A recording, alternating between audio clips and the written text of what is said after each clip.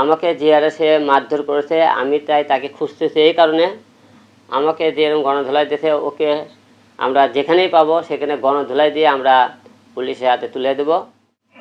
আসলে আরাফাত খোঁজার কারণ একটাই, আপনারা সবাই জানেন ঢাকা 17 আসনে যে আমি নির্বাচন করেছিলাম 2023-এ উপনির্বাচন, আমাদের প্রিয় ভাই মিয়া ভাই ফারুক ভাই মারা যাওয়ার পরে ওখানে উপনির্বাচন হয়।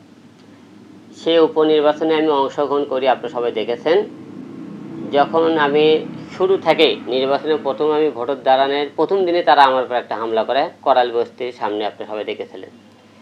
সেখানে প্রথমে হামলার শিকার হই আপনি।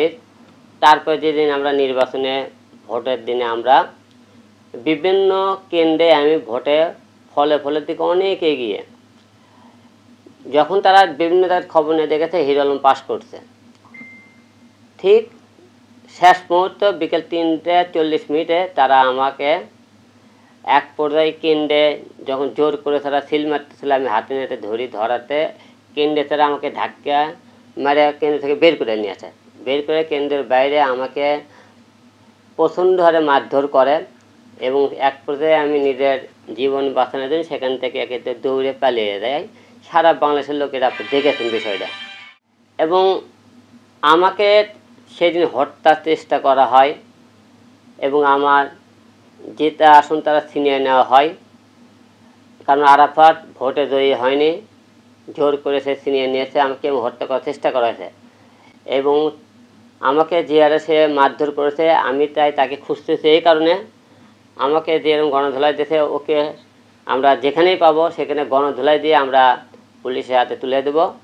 কারণ সে মারের দিকে বেদনা তাকে না মারলে বুঝতে পারবে না, তাই তাকে আমরা খুঁজতেছি। এই কারণে এবং সে যেদিন ধরা পড়বে, পুলিশ তাকে যেদিন খুঁজে বের করে ধরবে, সেই দিনে তাকে আমাকে হত্যা মামলার তাকে আমি মামলা করবো তার বিরুদ্ধে।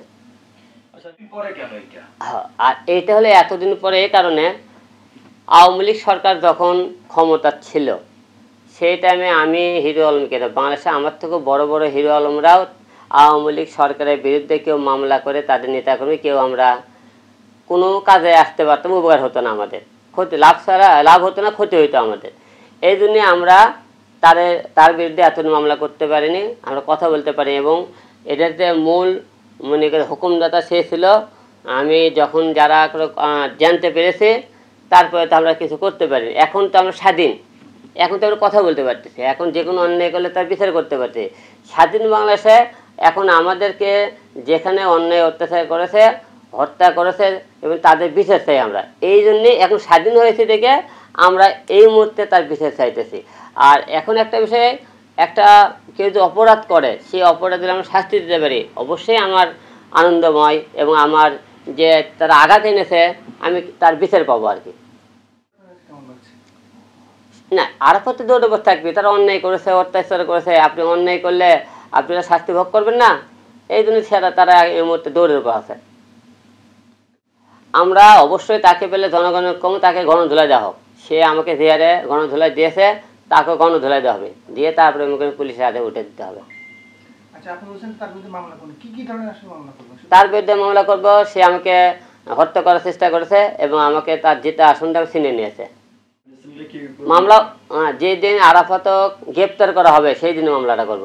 আমি সব কিছু প্রস্তুতি নিয়েছি এবং সব রেডি করে রাখছি, যেদিন ধরবে সেই দিন তার বিরুদ্ধে মামলা। দেখুন, নগদে মামলা একটা আলাদা আর বাকি মামলা একটা আলাদা। তো আমরা নগদে মামলা করবো তার বিরুদ্ধে, মামলা করে রাখবো, সে আর ধরবি কি ধরবি না, কবে সে মনে করেন গ্রেপ্তার হবে ওই আশায় আমি থাকবো না। যেদিন ধরবে সেই দিনই মামলা, নগদে মামলা তার বিরুদ্ধে। শাস্তি তারা মনে করেন আমাদের অনেক ছাত্রছাত্রীকে হুকুমদাতা ছিল, আমাকে বাংলাদেশে অনেক কিছু তারা লুটপাট করে খেয়েছে এবং হত্যা মামলা অনেক লোক হত্যা করেছে। এই হত্যা মামলার অবশ্যই বিচার তাদেরকে মনে করেন কঠিন মনে করেন ফাঁসির আওতায় নিয়ে আসতে হবে। এখন নির্বাচনের সামনে পরিবেশ আমরা আশা রাখছি সুষ্ঠু নির্বাচন হবে। তো সুষ্ঠু নির্বাচন হলে আমি অবশ্যই বলেছিলাম যে বাংলাদেশে যদি আবার সুষ্ঠু নির্বাচন হয়, সুষ্ঠু নির্বাচন পরিবেশ আমরা দেখি, অবশ্যই আমি নির্বাচনে আসব।